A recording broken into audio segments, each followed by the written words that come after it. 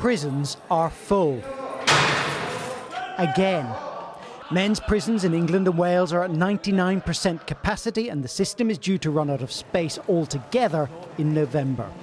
Today, the Justice Secretary offered an apocalyptic vision of what that means.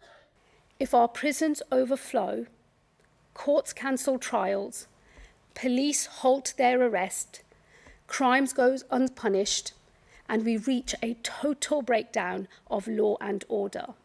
One problem is prisoners being let out, then recalled when they breach their licence. Some, like this man we met in Humber Prison last year, get recalled on purpose. I've done it deliberately myself. You wanted to come back to prison? Yes, because I think it's more safer in here than out there. Today, the Justice Secretary said that to free up space, some recalled prisoners would only serve another 28 days inside instead of the rest of their original sentence. And that's not all she said. She also said this was the fault of your government for not building enough prison places. The Justice Secretary is failing to protect the public. To govern is to choose. And today she's chosen to release early criminals who've reoffended or breached their licences. There were other choices she could have made.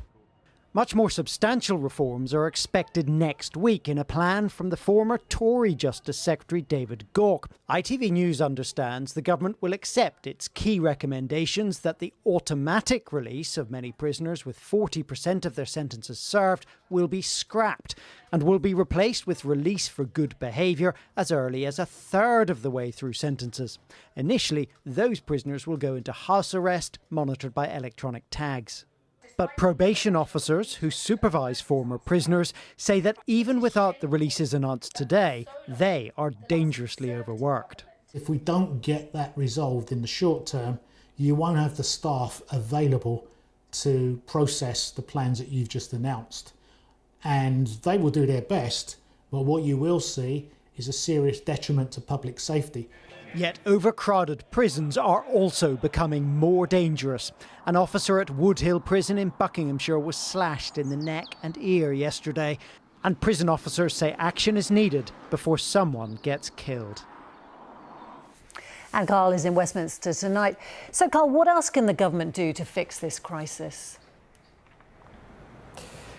I suppose the obvious answer, Romilly, is build more prisons. And today the Justice Secretary said the Chancellor was going to give her the £4.7 billion she needs to build 3 new prisons. But she also admitted that she can't build her way out of this prisons crisis. I mean, it's too late for that anyway. The crisis is here right now. And that's why those Gauke reforms are going to be so important. Letting prisoners out earlier for good behaviour, up to a third of their sentences, but also actually at the same time keeping prisoners who don't rehabilitate in for longer.